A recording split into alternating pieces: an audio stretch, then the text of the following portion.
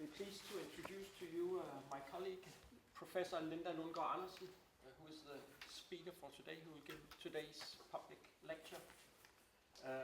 And that is indeed a pleasure and also a kind of honor, as it is, to introduce to you close and good colleagues.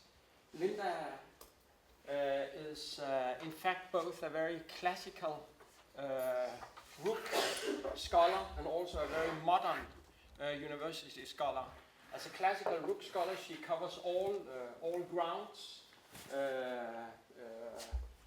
continued learning, collaboration with stakeholders in the communities, research, of course, both basic research and applied research, and she teaches at all levels, of course including the doctoral level. She is the director of the doctoral school at the department.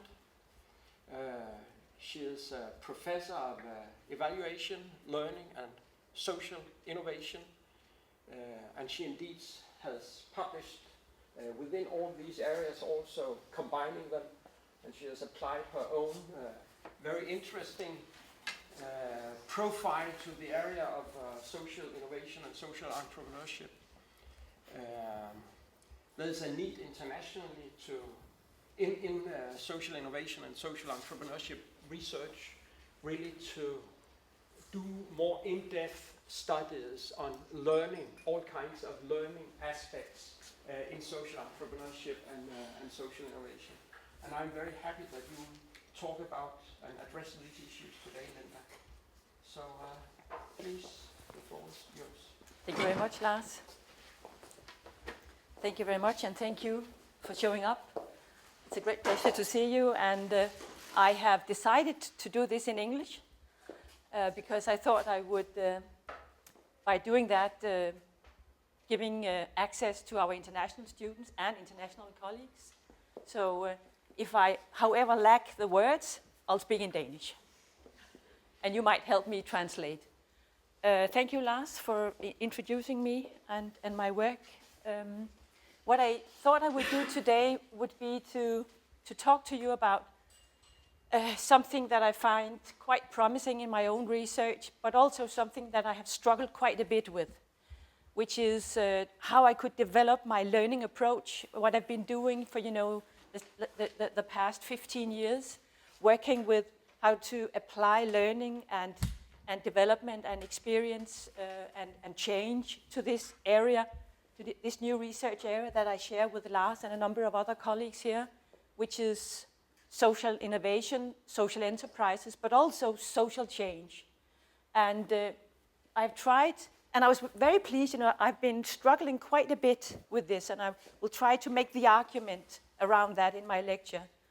And I am quite, pleased myself, because it makes a lot of meaning to me, this concept of applying the intersectionality on these learning arenas. It makes a lot of sense to me, and we'll see if it makes sense to you as well. But I think that this is one of the paths that I'm going to work further on. So the outline for what I'm going to talk about is that I try to make the case for how we are envisioning new arenas for learning in collaborative and transformative format. And the key argument that I'm trying to do is to talk about the concepts of learning and talk about governing principles and how that frames learning, but also activities producing, creating social change or social services in new settings, and to introduce to you this concept of hybridity, which I think is a very interesting label for these new organizations, in which a lot of people today and in the future, I'm sure, will have to live and learn and develop. And then I bring two cases in order to try to outline what it is that I'm talking about, and summing up on this phenomena of intersectional learning, which is kind of a way where we can, I would say, bring out some very important critical points from the critical learning and learning theories, but also try to grasp or understand new developments. Of course, it is like this, that we all are shaped by where we come from in our research, in our analysis, in the way we choose our theories.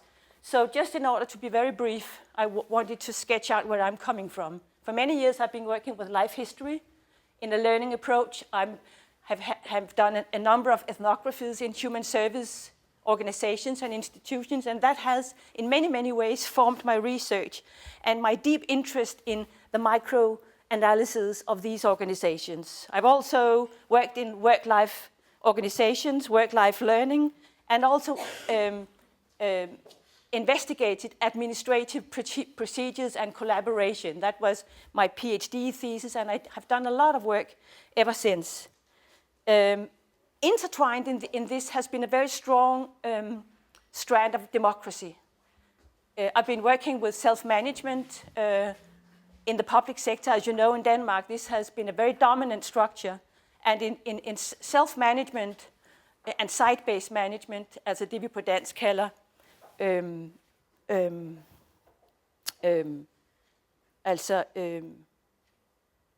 hvad sådan er du, det hedder på dansk? Nej. Nej. Se, det kan man se. Very international. Altså modernisering af den offentlige sektor. Det er helt underligt. Altså modernisering. Ja, decentralisering, men hvad er det der site-based management, som jeg har brugt lang tid på at oversætte? Jamen, det er decentral rammestyring, økonomisk rammestyring og decentral ledelse, ikke? Altså, no. Ja. Anyway, so these are the new forms of governance and leadership, but also hybridity in these human services. So to sum it up, I've been continuously interested in working with how and if learning can change people, can change settings, organizations and society. I mean, and you could sum that up in how can transformative learning occur? And of course, that is an interest I share with a number of colleagues from here. So let me bring to you how I understand these new venues for professional learning. In contemporary welfare societies, the organizational and learning landscape is under reconfiguration. When we speak conventionally, we normally talk about the private, the public, and the civic organizations. And a lot of the research that we have been doing at my department has been either public sector, or the civic society, or the private sector. We have not rarely been investigating the cross-secting or organizations or entities that would tripart these. And we have been looking for how and what was the driving forces for organizational change, learning change, but also how human changes. So what we have been doing would be that we have consequently often understood public learning, or in private enterprise learning, or in civic society learning. And we know a lot about that, I would say, nowadays. But we have not been that interested, or we have not found entities, organizations that would kind of be intersecting these formats. What we have been working with at the Center of Social Entrepreneurship would be exactly to investigate those venues where we see entities, organizations, enterprises, civic society organizations that are both public or private, or civic or private or public, and intertwining these three sectors. And the point is that these new venues, they make a new arena for productivity, for learning, and for change, is the point of view. And these new entities are labeled hybrid organizations. So what I do is that I offer a critical exploration of these new hybrid organizations, and I discuss the implication for theory, but also for analysis and how to understand the practice. And I have two scenarios, two case studies to bring to you in order to elaborate what it is that I'm talking about. And from this work, I generate this notion of intersectional learning, because my argument would be that this is, I think, a very promising way of understanding what it is that is going on in these new forms of organizations. So, hybrid organizations, I would say, provides new platforms for human learning, for interaction, but also for professional practice. Because actually, these hybrid organizations is a challenge for professionalism. You cannot be an ordinary, conventional professional and working in these organizations. It's quite difficult. And it also challenges the users, the recipients of the welfare services, because they are also challenged as well. When we think about this from a learning perspective, I just want to sharpen our attention towards learning theory and learning concepts. As you may know very well, in learning theory and in the learning tradition, we have a lot of concepts and understanding of experiential and collaborative learning, social learning, situated learning, action learning. There is a number of traditions, of theories to draw upon. But the point is that we need to understand that learning is both potentials, that by understanding these phenomena from a learning theory perspective, we see what can happen, we see how change can occur, but we also see how learning can be discipline, how it can form the subjects to do exactly the specific things, and thereby paving the way for numerous welfare strategies and societal transformations. My own research on the modernization of the welfare state is a very good example on that. So learning, therefore, is ambivalent. It's ambiguous and ambivalent, and both has a capacity of transforming human lives, but it also has a potential negativity of being very kind of disciplined and a tool actually for top-down activities and top-down developments. This table tries to illustrate that. I won't go into this in details, but the point is just to see how every welfare governance discourse in Denmark, as well as in other countries, of course, both have a governing principle, a learning arena, and a notion of evidence.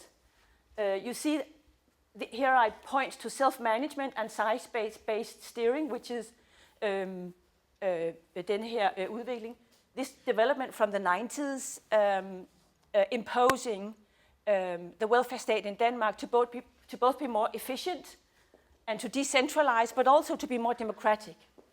And you see, I have then identified a local developmental work. It's called Forsøgs- og udviklingspuljen, which is a kind of a parallel development, and interesting enough, opposite, very different from each other. Here, they would advocate democracy. They would advocate bring in the employees, bring in the welfare service recipients, bring in the users, and try to create democracy. But please cut down the cost as well. Whereas here, there is a much more larger room for bring in your ideas. I mean, Lars has worked with that in his early work, and he would say, which I think is a very interesting argument, that the Forsøgs- og udviklingsbølgen in Danish was an exquisite, very extraordinary Danish experiment that put in a lot of money that has never been seen in any other European country. So at the same time, in Denmark, we have two paradigms, actually. And what they said was here, that the authority, the government said clearly, we know that some of this money will be wasted. But on the other hand, we also know that some of these activities will develop and profoundly change the way that we would approach welfare, and it did. It provided our treatment profile for drug abusers, homeless men, battered women, and a number of the very radical and dominant treatment profile was actually developed in this era. And the point is then that just take a look at how I have tried to sketch out the learning arenas, that in every discourse of governance, there is, of course, learning arenas. They are a little bit different. They are formed by these government discourses. And also, recently, of course, there is a paradigm of evidence that is developed as well. And then finally, we can identify this wave of optimism or individualism or liberalism, whatever you would want to, that is embedded in social entrepreneurship and social enterprises, which is, interesting enough, a bottom-up approach, actually, because the government has not done anything. I mean, recently now they're trying to decide and to develop a legislation, but in Denmark, it has been a bottom-up approach, besides from the fact that the government has provided money for centers, for our center and for another center. So the point is that we need to be very aware from a learning perspective that these principles on a kind of a meta level both have contradictions, but they have also potentials, very important keywords that none of us would say that we won't support, but also the discipline, the function of both having to cut down to efficient develop the welfare state, but also to make democracy, which is very difficult and sometimes stands in opposition to each other.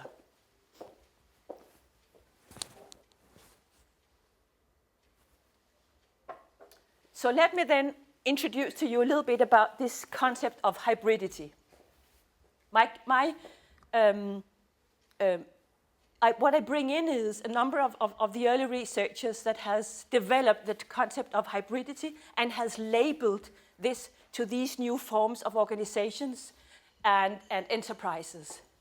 And as you know, I'm sure, hybridity is a concept that originally comes from literature, from culture, and is defined as a crossing between two separate races or culture. A hybrid is something that is mixed, and hybridity is simply a mixture. When it was developed, it was a term that they originally used to discuss the racial mixing, but it's also something that is very much alive in linguistic and in arts, in gender and family studies, as ways of understanding actually late modernity, you might say, or even post-modernity. So the development of hybridity theory is in opposition to essential theory. Because clearly, when you talk about that that people, families, social organizing, that organizations, enterprises could be hybrid, you would oppose essential definition. It is much more difficult to say, well, this is like that. I mean, men and women are not like that. Races, black and white, are not like that. So this notion of hybridity actually positions that phenomena can be very faceted, that they're difficult to identify. So they're also difficult to conceptualize, which follows quite logical from this. So what we see is now that, or in the last 10 years, that hybridity in organizations is a new tendency. Let me just then introduce a number of some of the, a couple of the dominant researchers coming from two different traditions in order to understand this phenomena. One point of view is from Joanna Meyer, which is, she is one of the dominant researchers and scholars. And she would say, we argue, she and a number of other colleagues, that social enterprises mix the economic principles of the market and redistribution and reciprocity. And we hybridize these three types of economic exchange so that they work together rather than in isolation from each other. And please note that she then labels three different kind of words to the sectors. She would say the economic principle relates to the market, with all that implies, the profit, the capitalistic market, the consumerism, and the quest for kind of making most money, and the market principles would dominate. And then she said she says redistribution, which is, of course, you might say, the role of the state. That the state in many societies would have the task of of negotiation, of not making the market forces just to be in full flower, but to take care of social equity and a fair, just redistribution of money and resources and services. And then the reciprocity, that you might say perhaps that reciprocity is a key word linked to the civic society, that there is an interest in, we take care of each other. If I do something for you, you'll do something for me. So in civic society organizations and the civic society families, friend networking, local communities are dominated by another discourse or by other values. And so her point of view is that we should just make these three dimensions work together. Another one, which is three other colleagues coming from as researchers from civic society.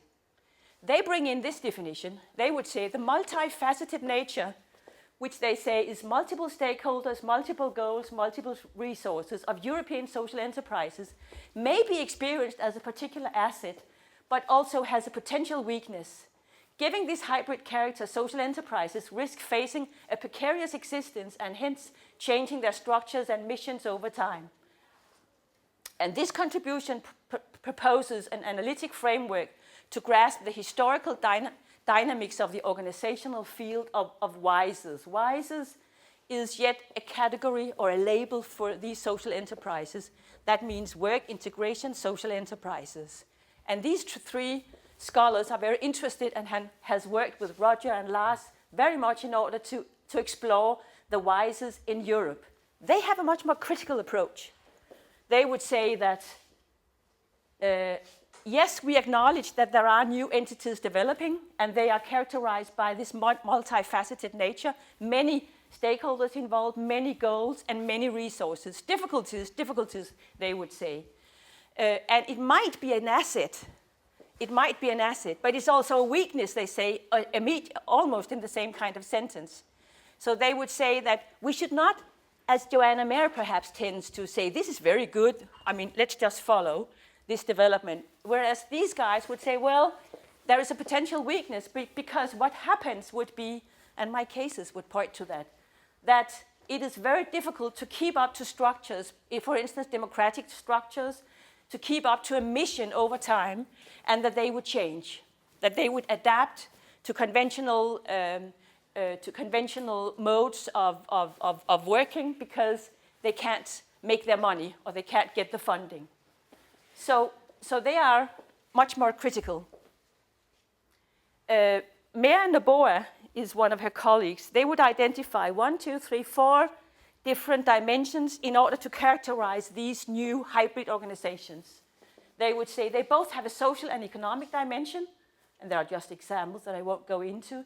There is a relationship, a quite complicated but also very important relationship between social, public, and political authority, in which you can see that many of these social enterprises take upon themselves, for instance, advocacy, and make a lot of political noise and also political statements about how welfare services should develop and what should characterize.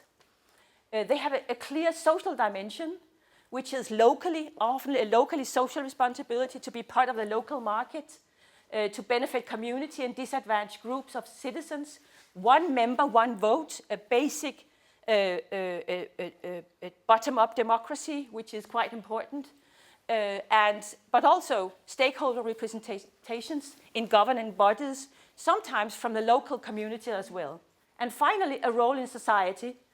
That the point is, the argument that they would put forward would be that these enterprises actually helps the local community to develop in a more sustainable way, in a more democratic way, and bringing to the local community more inclusive workplaces for their citizens. But yet, from quite another tradition, we see other scholars working with that. This is a Finnish social work scholar, and she is also talking about hybrid organizations, but from quite a different perspective. But it's interesting to see how they share a number of features. She's talking about how social work develops by the point of professionals and what the implications of the social work would be. She would say, in our tradition of modernity, we used to think about professional expertise as institutionalized and individually mastered, specialist knowledge based on scientific evidence and reason. That is what would dominate these days, I would say. Today, she says, the trend is towards deinstitutionalization, hybrid forms of organizations, and cooperative mastering of knowing and knowledge production. It's towards open expertise produced in multi-actor networks. And the paradox concerns the need not only to support organizational and individual learning, but also to transfer knowledge and expertise into and from productive practices. Yeah. And she says, it seems that expertise will be created cooperatively in multi-professional cooperation, and that communities as traditional profession-centered solutions do not work.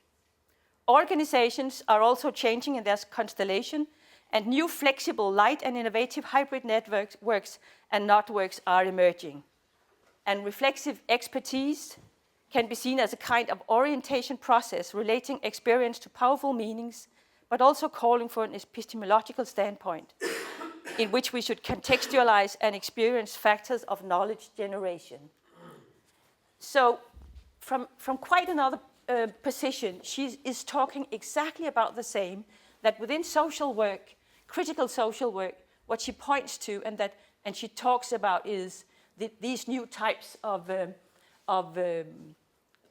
organizations or ways of collaborating. And please note that she would counterpart this as in opposition to this traditional expertise as mastered specialist knowledge and based on scientific evidence and reason. So she's actually putting out an argument which is very much about working together with the citizens, working together with the local communities, working together with a number of not professionals, but also being a professional.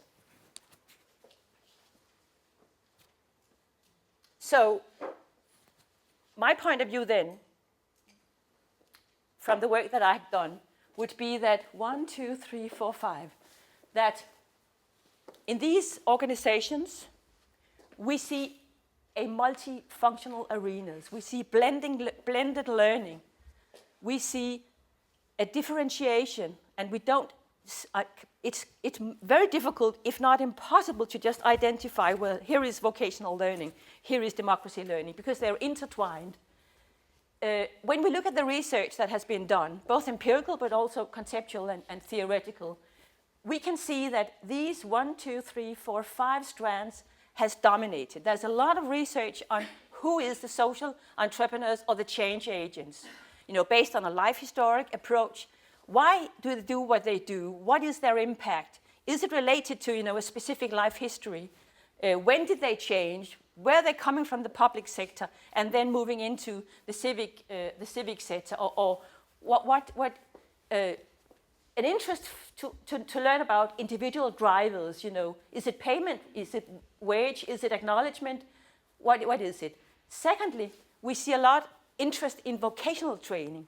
The classic approach would be that, well, these organizations, they are there, their prime function is vocational training. That's what they do it better and differently than the conventional kind of, in Denmark, beskæftigelsesprojekter, it could be, for instance. We see peer-to-peer instructional learning, service learning to become a labor market subject. We have a lot of actually research and we have a lot of project in Denmark doing that. Then we have the democracy and governance, which we have less knowledge about, but we do, if we have project or activities that share the decisions, that has, a little bit of democracy. We don't have that much in Denmark. We have some. And here we are interested in how to participate, how to govern and voice your opinion, and to take on responsibility. Thirdly, we have a huge body of literature, which is predominantly part of the business schools, but it's also the organizational approach, how to develop a social enterprise. What is it, and what is the characteristics of this? Are they different from private enterprises, from public enterprises, and how can we understand that? And finally, the community work. There's a lot of interest in how these organizations or kind of prominent social entrepreneurs, can they change the local community, and how do they do it, and how can we understand that? The point then is that usually, conventionally, traditionally, you come in as a researcher and you have one interest.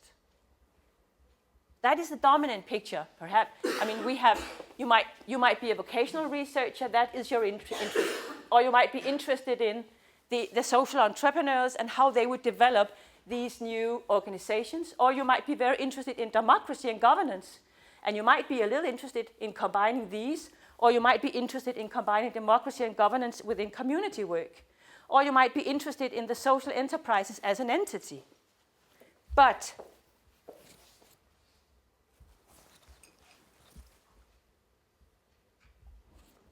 I had difficulties with that approach, because I thought that if I were to, position myself in one of these strands, or even combine two, I had a clear sense that I did not grasp what was going on. Based on the cases, I had this, this frustration. I don't understand what is going on, actually. I can't grasp it. There is a problem in kind of separating, denying it. And the problem is that it deals with, if we have a mono perspective towards plural. I have another one. I think it's better.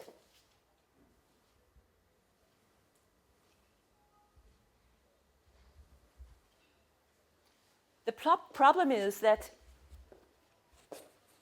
these people, as citizens, as vulnerable citizens, or welfare recipients, or even the middle managers, they are all the time moving between these different strands all the time. So let us see. You might be here as a 50-year-old man, and you might be really profiting from the peer-to-peer vocational the peer-to-peer vocational training. But you might have problems with democracy and governance. That's what we saw in many of our case studies, that you have a strong interest in developing your vocational craft, et håndværk, or to learn about a specific job function, but you have difficulties developing the democracy and the governance. And gradually, what we see then would be that this would change, because they would profit from the vocational training, the strength they would gain, the self-confidence they would gain, and gradually they would be able to be more democratic, and gradually they will be able to, for instance, engage themselves in the local community, and gradually they would be able to develop the social enterprise, to talk about the market, to make marketing, so that the intersection would it would work together. And in this example, they would actually be more and more experienced and myndige, hvad hedder det? Being empowered actually. Empowered actually is the word. So the argument is that intersectional learning is when learning occurs in a multitude of different parallel or displaced arenas, for instance, including peer-to-peer, vocational training, social learning, practice in democracy and governance. So the point is, as researchers, when we investigate and when we create our data, when we interview, we need to understand how these entities and parallel streams work together or counterpose each other. And that would be different from individual to individual. So let me give some examples. 2 examples. The one is Sydhavnskompagniet, which these are the pictures, which is Charlotte Rosenberg, one of our PhD students that has finished her PhD thesis, doing a very interesting and thorough in-depth analysis of this social enterprise. Medborgerhuset ligger ude i Sydhavnskompagniet, i Sydhavnen, with a lot of different activities.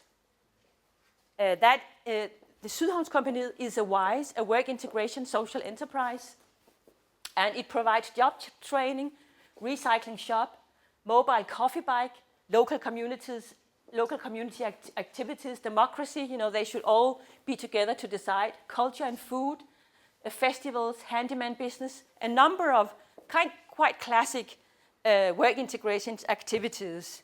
They had 4 employees, 2 social workers, a handyman and a manager, and a group of around 50 local citizens coming in on a regular basis.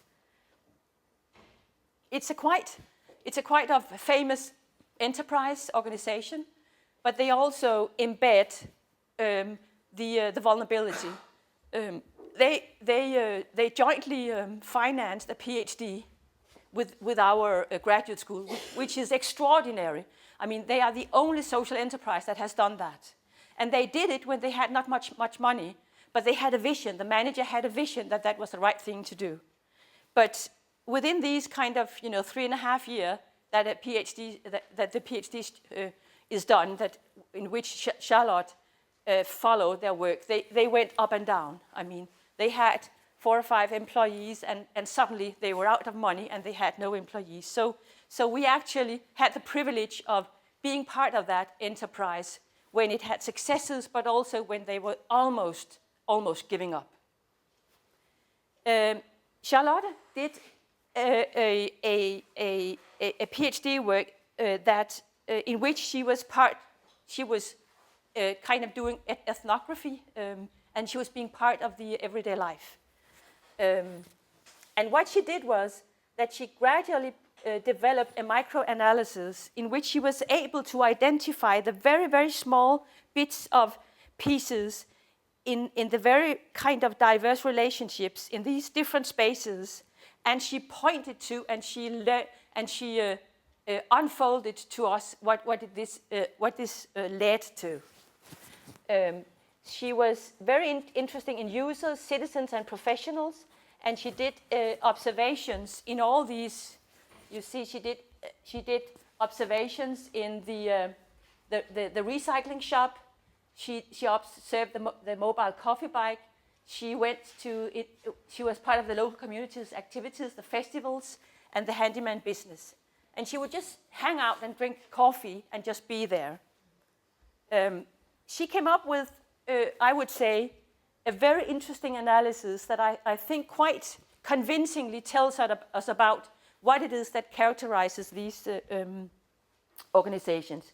What she said was a key feature in understanding these changes that they were able to do with very, very vulnerable citizens was fluid boundaries between the users, volunteers, and activated individuals. She demonstrated that there are fluid boundaries, which means that everybody that is there is not necessarily either one or the other. That both the professionals, but not the least, the citizens moved flexible in and out in different roles that different arenas provide. Which is an exquisite and very important point, that the absence of boundaries provides a variety of options in which all these people could be or could become in very many different ways, which I would have to say is intersectional learning. Which means that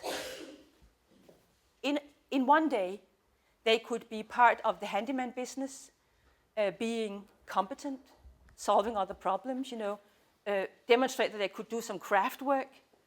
But later that day, they could sit in the coffee room and feel almost de-empowered.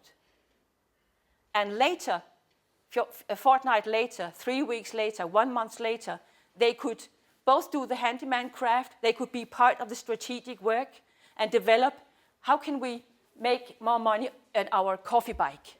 This was a new initiative and they had to develop a coffee bike. It was difficult for them, but the very same citizens could gradually develop and a couple of weeks later be part of that. So what Charlotte demonstrated was that what might seem from an outsider perspective, what might present itself as sloppiness and lack of rules. Sloppiness and lack of rules, you know, and lack of consequence, which is a kind of a negative way, was actually the opposite. That it was exactly these fluid organizations, fluid boundaries that would provide for human growth to an extent that we have not seen. I mean, the point is that Sydhavnskompagniet their work results cannot be done by any other. A number of the citizens has been given up by the public sector. So they worked with, you know, people that had very, very, very tough life conditions. She also said that another distinguished feature was that the ways that the professionals worked with the users was also characterized by what she would call smooth and hard elements. That they did not have a very clear kind of repressive number of rules to live by. They were flexible, and sometimes they would accept, you know, behavior that they thought, well, it's not good, but we'll have to accept it because in a number of days this would have been changed. So this flexibility was very distinct, and she has a very kind of nuanced way of letting us know about these dimensions. And this one, there is no either or. It's always, you know, both. Yeah. I'll just take a number of points from this one, which is another.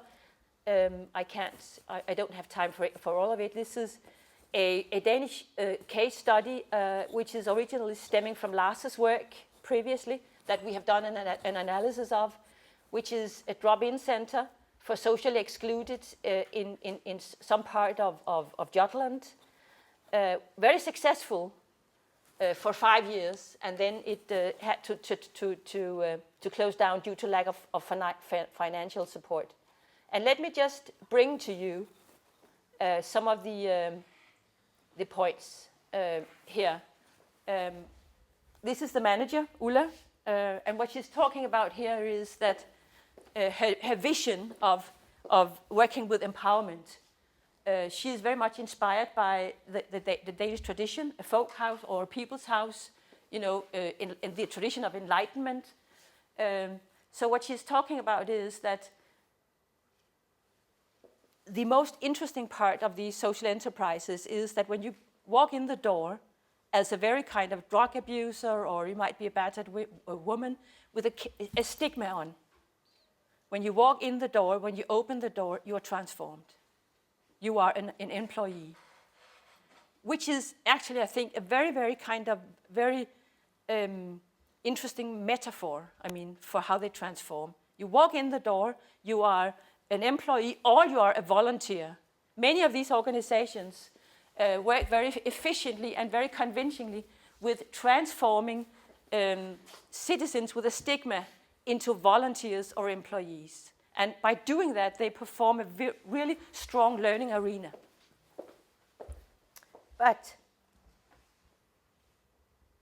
What they do is they would use the volunteerism and the fact that they have ordinary people from a local community coming in order to empower, in order to create an environment of empowerment, and that clients that are forced to go there, because otherwise their welfare money will be taken away, they would be very positively surprised by the fact that our volunteers, ordinary citizens coming in and working with them. And that makes an impression that is very hard to achieve in any other way. But she also told us about the difficulties when you want to empower in these organizations. She tells us about this, that one thing worries her. Whenever she leaves the team, activities slow down. She says, I've really tried to involve everybody, and we're quite good at this. But when I'm not there, nobody seems to take my place. They do their jobs and activities, but they don't bring it further. And when we sometimes have to do that, bring activities further if we want to survive. I've been thinking quite hard about this, how to understand this. And the only thing I can think of is that for some people, this is a very long process. This is one of the major challenges in these hybrid organizations, that their visions are very they have very strong and very powerful visions, and that they would fail in many times because this is a very long process.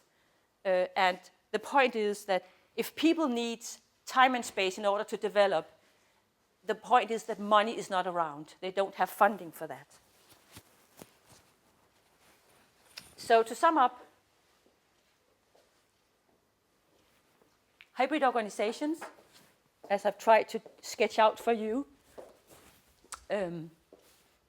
displays a number of organizations that are oriented towards human growth in many, many ways, empowerment, social values, and they do it by using welfare services and products, and they incorporate market dynamics to produce, to share a vision, for instance, about sustainable services.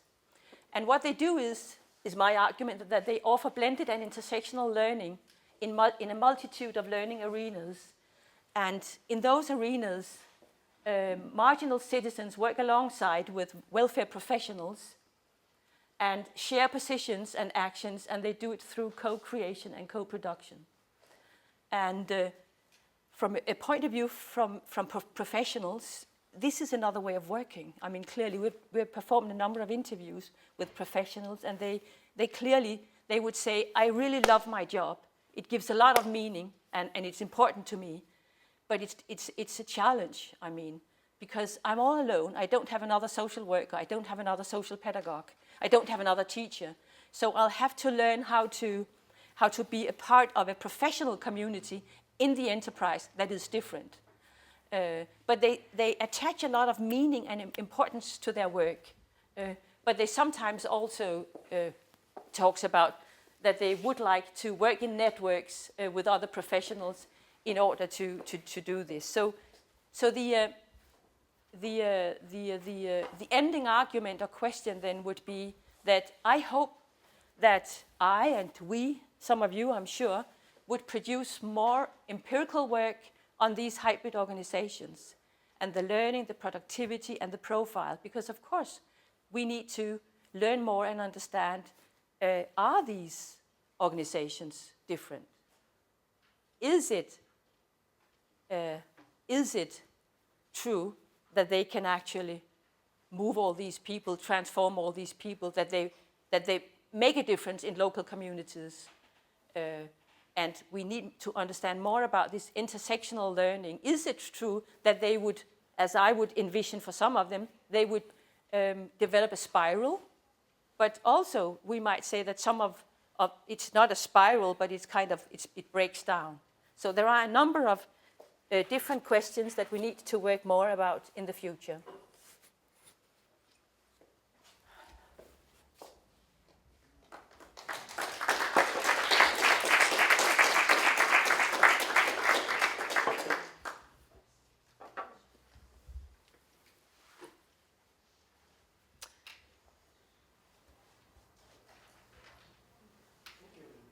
You're welcome.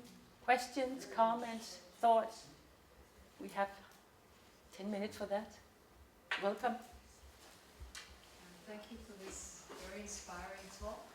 I wonder, your concept of intersectional learning, in the examples, I get very well the feeling of how learning is actually shifting across different practices and what people are supposed to do. So in some instances they are very competent, and in other instances they can become sort of not really knowing. Have you also identified or developed learning concepts in terms of how learning occurs? So meaning that it's not only the shifting is not only that the person is sort of in one field and then in another, another, but also that the actual learning process is different according to what he or she is supposed to do. Yeah. I mean, thank you for a very good question, definitely. It's not only a matter of that they will, how would you say that, flow in different arenas. It's also how I would understand the concept of intersectionality. That what intersectionality does is that it points our attention to that one phenomena or one experience is transformed, or one part of the personality, one part of the competences are changed, and that they never kind of, that if you see it, the theory suggests that various biological, social, and cultural categories, such as gender, race, class, ability, sexual orientations, cannot be understood separately because they are intertwined and they are changed. So this is a complex, actually. This is a challenge, I have to say. So what I'm working on is to try to make kind of an analytic text displaying this. And it's different from one person to another person, but I'm sure, I mean, based on my data and the sense that I have as a researcher of all these organizations, it gives a lot of meaning that these different strands sometimes oppose each other, and sometimes transform each other. And we need to make a number of case analysis and to do a bottom-up understanding, I would say, in order to be more clear about this, because it is difficult. So it is the multiple dimension and modalities of learning of social relationships, subject formations in these different enterprises or organizations that we need to understand. So I think that we need to put layer on layer on layer, kind of like this, in order to understand this. Because all the case studies that I worked with displayed different learning trajectories regarding this. But I don't have a clear answer yet. Hopefully I will.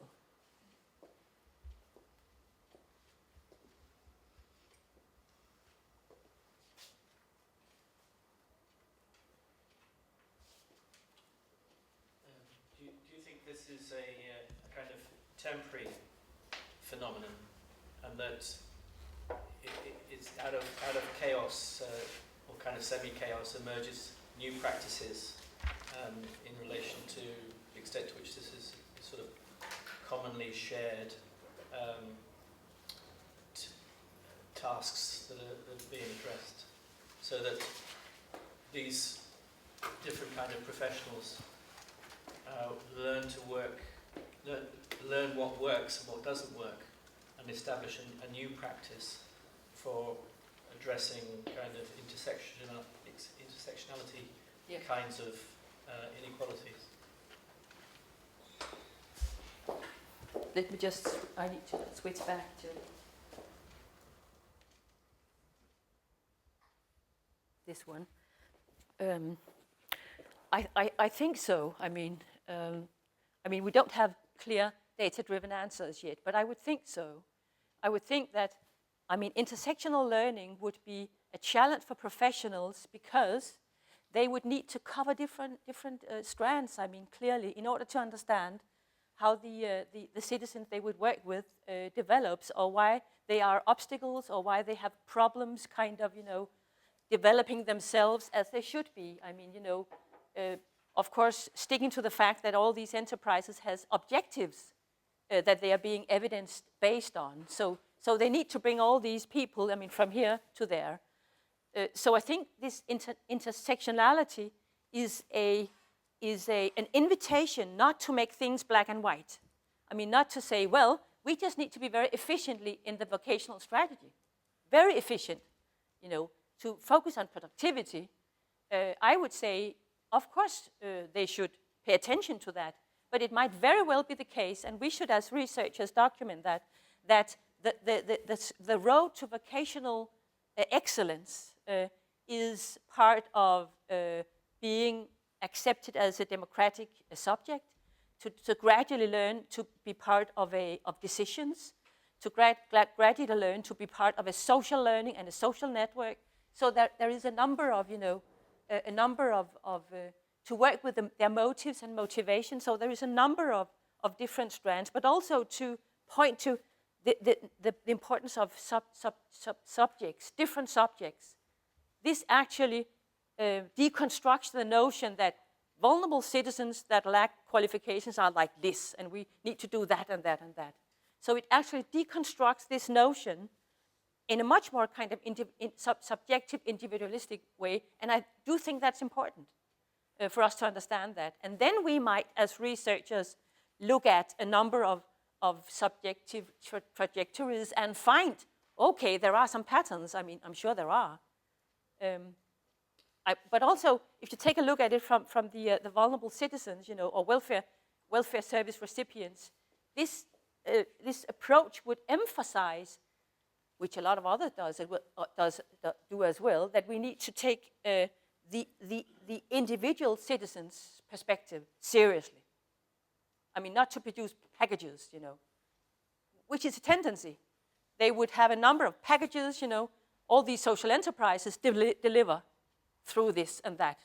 There is a tendency, clearly, and I don't think that is sufficient, a sufficient nuanced understanding. I just want to supply with another question. Do you see intersectional learning as specific for our times? I mean, we could go back to hospitals which were regulated very strictly, and you would see nurses perform doctors' jobs, and the people cleaning up, doing care work that the nurses were supposed to do. So there has always been this intersectionality. Yeah. Of course. Of course, I mean, definitely not. I mean, you can apply this understanding of, combining the concept of intersectionality into learning and competence development clearly. But I think that, I think it's sharpened, and I think that the development of these new kind of hybrid organizations boost this very much more. I mean, and of course also, if you look at what many of my colleagues have done, we as colleagues we would also have developed a kind of a more intersectional learning approach, I mean, I'm sure. But, I mean, my interest would be to understand if this is a specific kind of concentrated kind of, it sharpened, scarp phenomena, I would guess.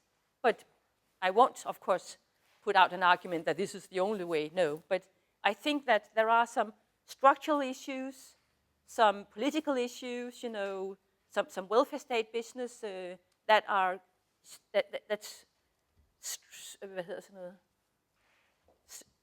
stresses, presser frem, push this development forward, kind of. I think it's possible to put out an argument like that, but clearly. Thank you, Linda. I just wanted to discuss the slowness that you mentioned earlier. Slowness, being slow in transformation. I have a very different data set from Finland, as you know, but I've also noticed that what they're trying to do is it's very against the mainstream. So they are really slow in what they are doing, but still they are using the mainstream tools, so to speak. And I don't have a specific question, but I think this is somehow really key. But please talk about say a little bit more about being slow, yes, and the mainstream tools. Yeah, so yes, maybe that was the question that I had. Actually, I was wondering, have you seen the issues related to environmental issues at all in your data and studies? Because that's what I have a lot of observations from the Finnish context, from the organizations that I've been looking at, is that they want to think decades ahead, which is totally against the current thinking that we should think about natural resources and how we consume and what we do. And still they are in business. And that's very odd. Hybridity, you could call it, intersectional learning, I don't know, but yes. very similar. So they are trying to be slow in a way, to look ahead and try to slow down things, but it's hard for them. So yeah, so that's what I sort of, if you have anything to... I mean, we don't have environmental cases yet. I mean, they're here in Denmark as well as in Finland, definitely. So it'll be interesting to learn more about your work, Eva. But about this transformation being slow. But it's interesting being slow. Yeah, I mean, it depends on, I mean, I think there are a number of meanings we could attach to being slow. What they would say in our case studies would be that they work with human beings that need time and from that point of view, I mean, a slow pace is very important. But the point is that from a structural perspective, it's almost impossible.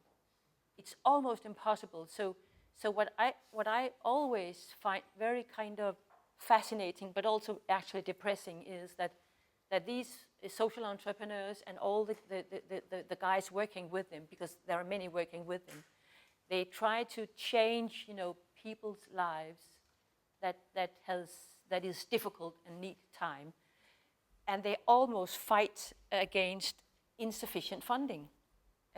So I often, when I talk to public professionals and servants, I say, this is interesting. Social economy organizations have taken upon them the task that the public sector couldn't solve, which is the case. They have taken upon themselves to work with all these human beings that we have not been able to empower or to develop from their own perspective in the right way. And they do it, with difficult funding, and in spite of that, they still do. But some will fail.